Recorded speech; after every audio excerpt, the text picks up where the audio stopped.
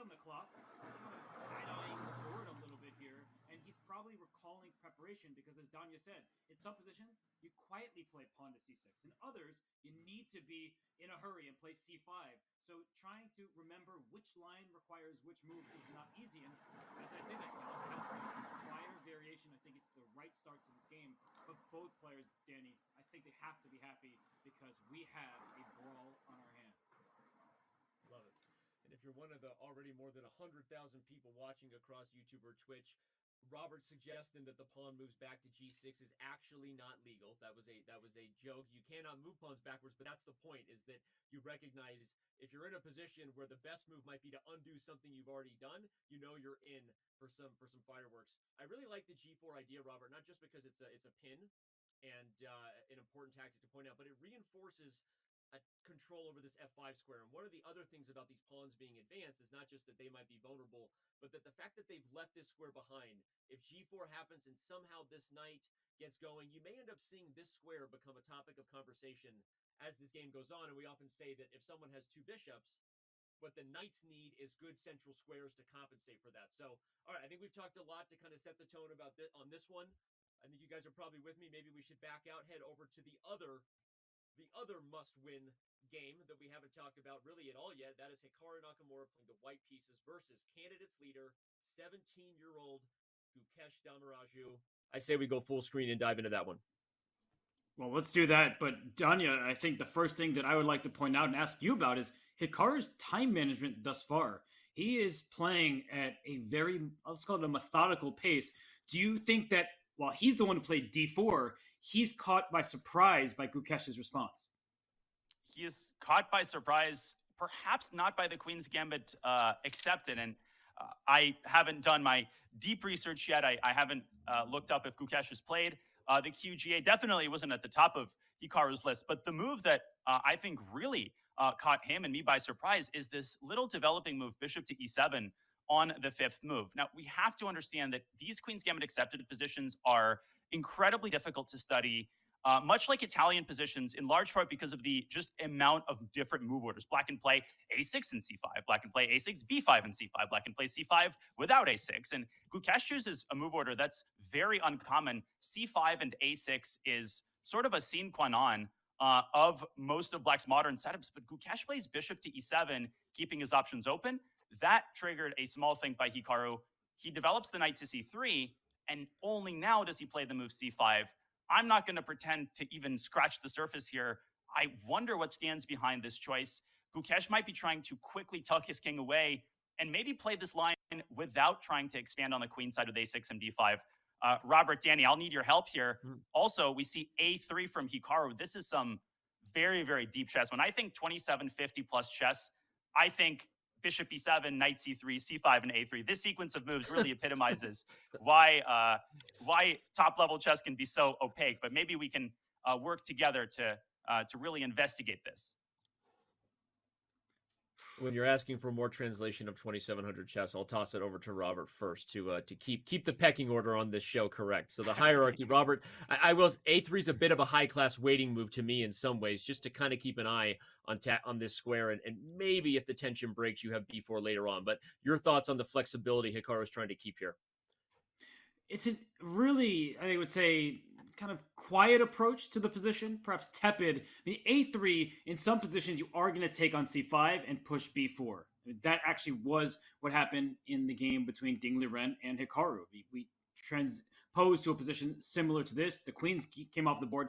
Ding played a beautiful game. So a3 gets you ready for that. Also, if the black knight is coming out to c6 at any point, you're taking away the b4 square. But I think it is just, as you said, a high-class waiting move. Is it the move that the engine will recommend? Probably not first, but it's not a bad move. It's just a move.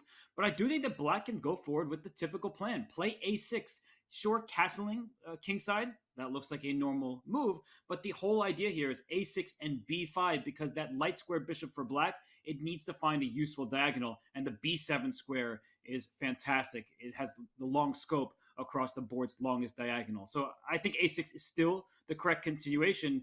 And so, Danny, you asked, and Danya asked the question of, well, what is Hikaru's plan? I think he's winging it. A little bit of little bit of winging it, a little bit of flexibility in that move A3. I guess one of the questions I have is there's some other reason to play A3 this early on. Is he preparing to keep the bishop on this diagonal in a way where he wants maybe more aggressive attentions in the center? But when I think about a lot of these Queen's Gambit lines, I think that the moment the pawns start getting traded or pushed, a lot of simplification can happen. And if the queens come off the board, is that really in Hikaru's favor? Is that what he wants in this game, Danya?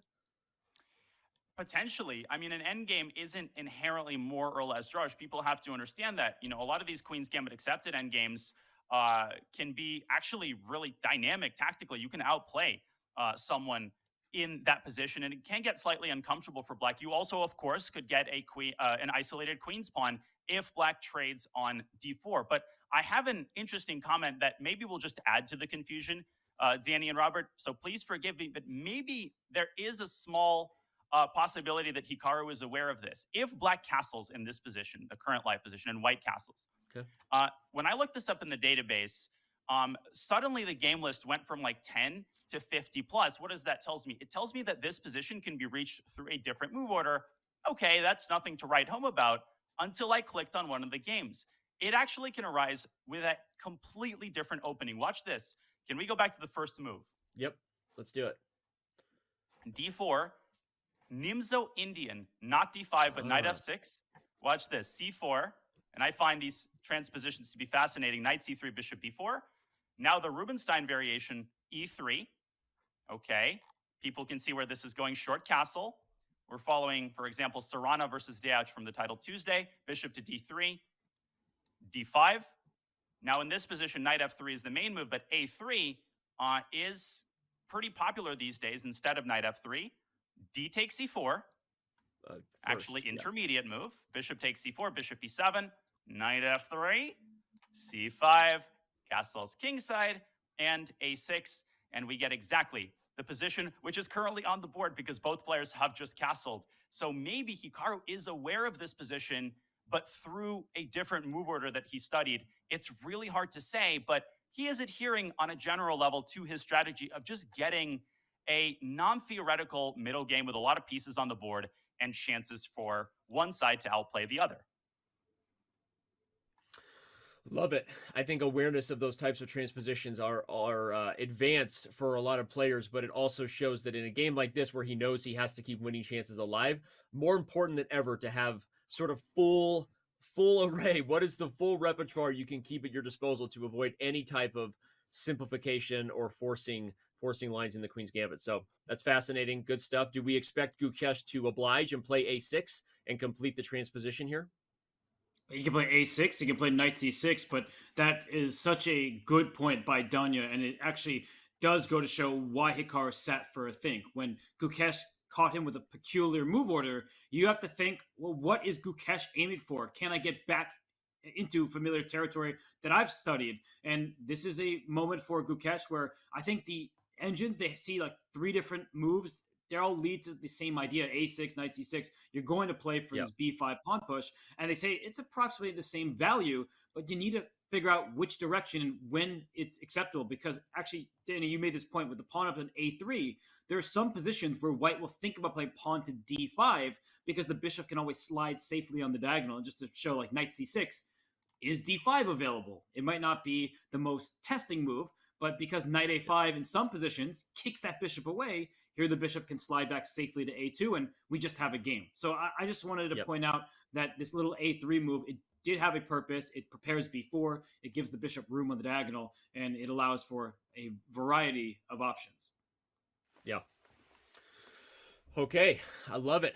High-level footwork going on here. Hikaru has to keep his winning chances alive. Remember, everybody, if you've been under a rock somewhere, somehow, it is must-win chess here for pretty much everybody going into the last round. And Hikaru, a win would secure at least a tie, if not a direct ticket to the next World Championship match. So trying to keep it flexible. Let's back up and take a look at the other game and make sure that we keep an eye on both of these battles. There are 4 players headed into the last round who have a chance to win first in the candidates for the first time in a very, very long time. That is the case. Danya, your thoughts on the progress we've seen over there on Caruana versus Nepomniachtchi? Listen, this is great. And I wanted to make a general clarification, which is applicable maybe to both boards. When I use the words non theoretical, people might think that I'm referring to a position which has never been reached. And then in the same breath, I say this position has been reached 50 times. Am I contradicting myself? I wanted to clarify what it means when a line is non theoretical. It doesn't mean there are no games in the database. It doesn't even mean that it hasn't occurred in top level practice. It just means it's not a mainstream variation which is kind of actively being contested in all the top tournaments. So, the Queen's Gambit accepted that Hikaru and Gukesh has. Maybe it's even on the player's general radar, but it's not the kind of position that they spent hours and hours preparing for before the tournament. It's the kind of position where the price of a move is not necessarily that high. Both sides might have quite a few alternatives that keep the general evaluation. On the right side, it's a non-theoretical position in the purest sense of the term. I think we're virtually in unexplored territory, and we can see that from the amount of time that Fabi is spending. I would be pretty scared here to have the white pieces. Black's got that bishop pair. Just because Jan put his pawn on c6 initially doesn't mean that he can't switch gears and push that pawn one square further. Black's king, though, I can't take my eyes away from the black king. Where is it going to go? Is it going to stay in the center?